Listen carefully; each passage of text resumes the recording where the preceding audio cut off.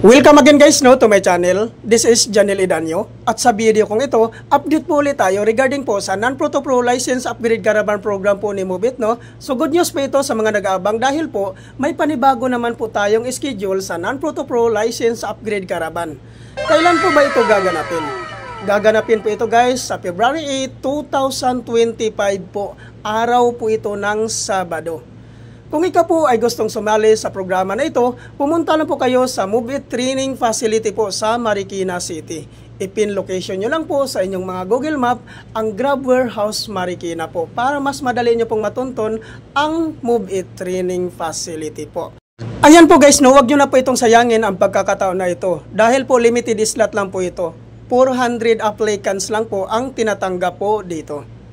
So ano po ba ang mga requirements na kailangan po nating i-prepare before po tayo pumunta sa Move It Training Facility po?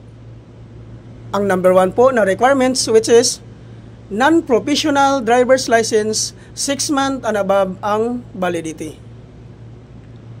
Number 2, motorcycle ORCR. Number 3, 2019 and above motorcycle year model. Number 4, NBI clearance.